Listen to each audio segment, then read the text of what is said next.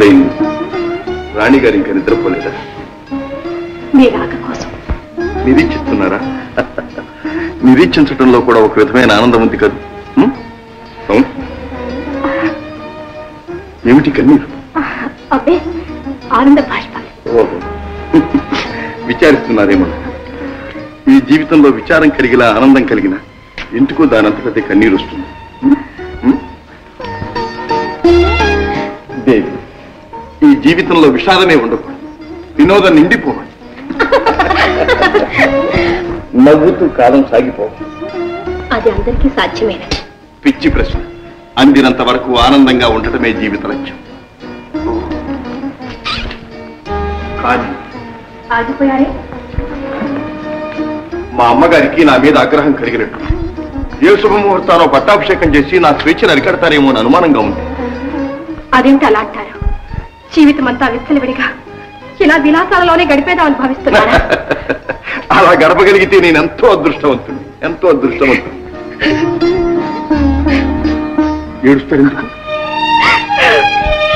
మీరు ఇలా అంటుంటే నాకెంత బాధగా ఉందో మీకే తెలుసు. ఉన్నమాట అన్నాను. సంతోషిస్తారనుకున్నా, బాధపడతారనుకున్నా. లేదు లేదు, మీ చిత్తం వచ్చినట్లు ప్రవర్తించండి. మీరు సంతోషంగా ఉండడమే నేను కోరేది. మీ ఆనందమే నా ఆనందం. ఎంత అమాయకురాలి. ఈనాటికి మా పెద్దమ్మ గారు నా పాలికి పెద్దమ్మై కూర్చున్నారు. జయంతు నేను కలిసి ఉండడం ఆమెకు కన్నెరగా ఉంది. కారణం మామూలుగా అర్థంలా కనిపిస్తూనే ఉంది ప్రభు. యువరాజు గారిని తమరు విషయలోలుగా మార్చేస్తున్నారని మహారాణి గారు మామూలుగా పసికట్టేశారు.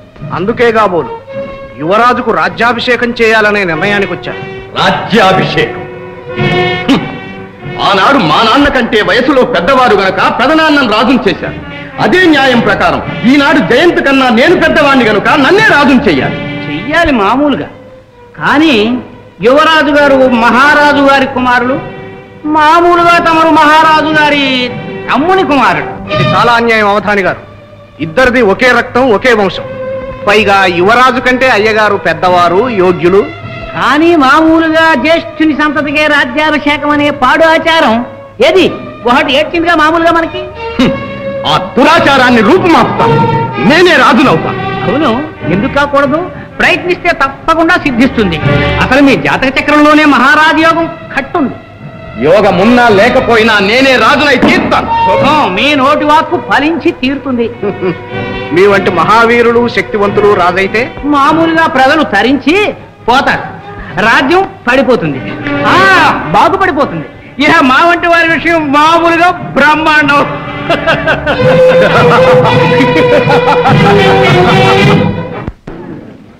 అయ్యా, ఉగాది ఉత్సవాల సందర్భంలో ఇక్కడ చెడుగుడు పోటీ జరగబోతోంది. ఇది మన గ్రామాధికారి భూషయ్య గారి తట్టు. ఇదంతే గండభేరుండ జట్టు.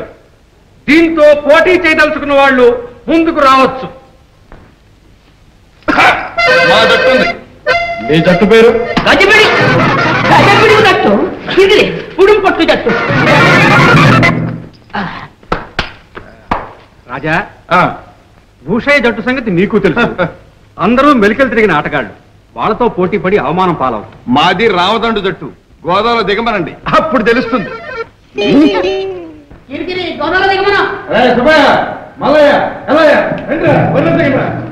మన పేరు వెలుపాలి. గెలిచారా ఒక్కొక్కరికి 100 వరహాలు. వదలట్టండి.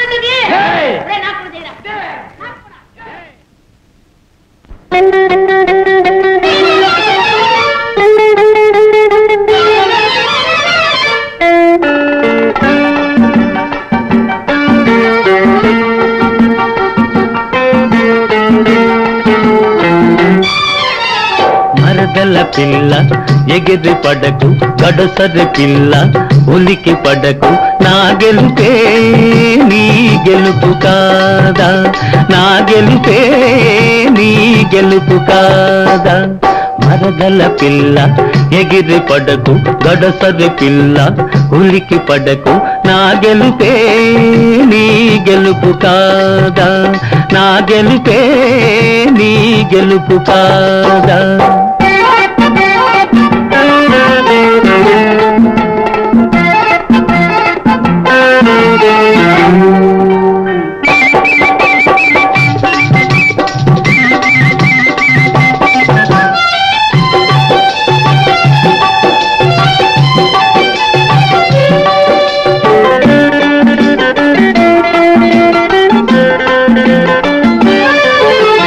మొగిలి పువ్వుల సొగసుంది ముట్టుకుంటే గుబులవుతుంది మొగిలి పువ్వుల సొగసుంది ముట్టుకుంటే గుబులవుతుంది కోడ తాచుల వయసుంది అది కోరుకుంటే దిగులవుతుంది కోడ తాచుల వయసుంది అది కోరుకుంటే దిగులవుతుంది ఆ కోపంలో భలే అందముంది ఆ కోపంలో భలే అందముంది మరదల పిల్ల ఎగిరి పడకు గడసరి పిల్ల ఉలికి పడకు నా గెలుపే నీ గెలుపు కాదా నా గెలుపే నీ గెలుపు కాదా